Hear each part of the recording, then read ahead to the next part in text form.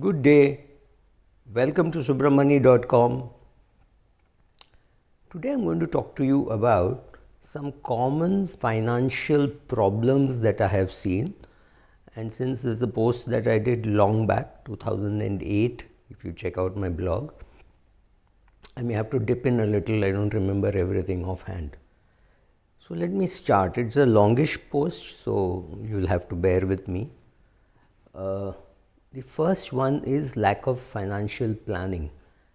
Surprisingly, even though financial planning has been around for a long period of time now, upwards of 20 years, it's not that it has got very popular. Not too many people know that they can plan their financials and they have to plan their financials. So, first is lack of financial planning. Second is overspending.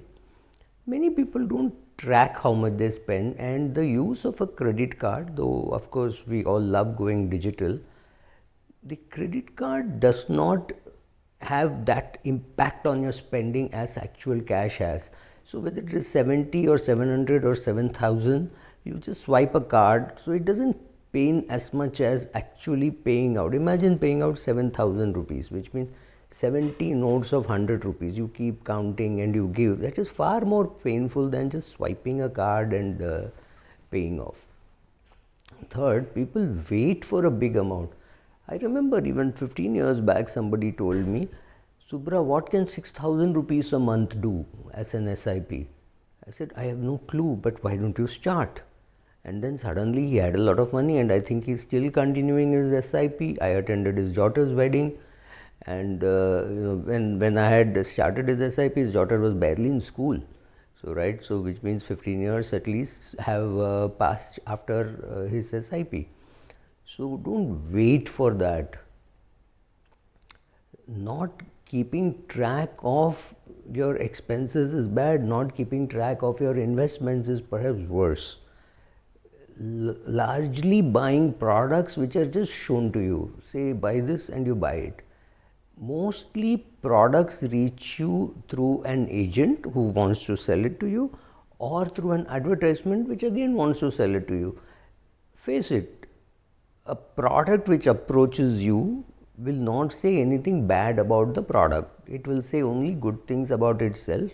Both the ad, the advertiser, the person who is coming to meet you is very unlikely to say anything bad about the product. So that's a wrong way to approach any purchase.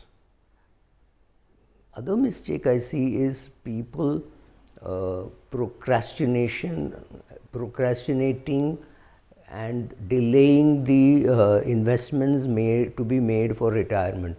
There is huge power of compounding which you are ignoring.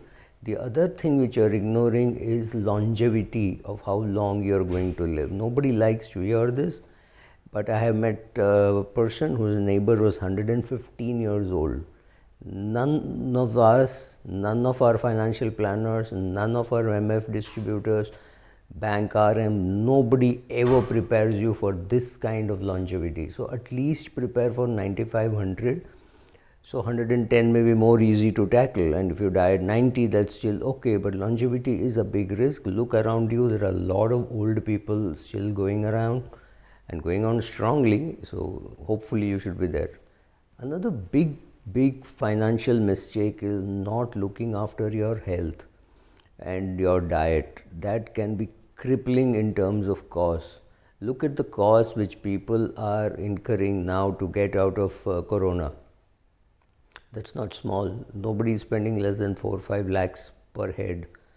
And in a private hospital, yes, you go to a government hospital, you won't spend so much, but yes, going to a private hospital is expensive. And why does it happen? Simply because your resistance level or immunity level is low.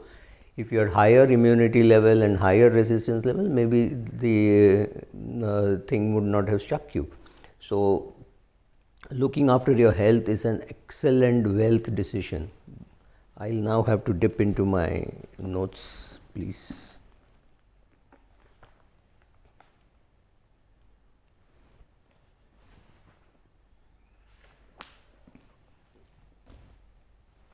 Not taking adequate term insurance risk cover. and not taking adequate medical insurance cover. Now that's a huge mistake, simply because let us assume you're a young businessman, you're 32 years of age, you've just quit your job and you've started on your own, and your father falls ill, and you have a 10 lakh bill. It will take all your energy and all your resources to pay that bill if he is not adequately insured. So ensure that there is a basic insurance and a top up that he has, or a super top up as they call it, and only when people around you and including you are adequately insured for medical purposes, which means the medical insurance, and for life purposes. If you die, if you drop down today, how much money does your wife need to pay off all the loans, look after the children and her own retirement? That is a question you have to answer. If the answer is 3 crores, so be it. Go and take term insurance. Only when you do all those things should you think of being in your own business. Otherwise, all these things can cripple you. Not separating the chaff from the grain, right? So everybody comes and tells you everything about the product. Knowing what product does what is not easy, but that's your job. Today, insurance product looks like investment product, and investment product looks like insurance product. It is not easy. The world out there is cruel, and the person who comes to explain it to you is worse. Either he is untrained or he is lying, and he has a simple aim in life to sell you a product. He is not here to educate you. You have to know the difference. You need to do your homework. Nobody else is going to come and do your homework for you, right? Be adequately prepared for all these things, which means financial education. The more you delay financial education, the more expensive it is going to be for you. These are all the mistakes that I have seen. These are all the causes where people do not get rich. I promise to do more posts, but offhand, these are the ones which came to my mind. Thank you.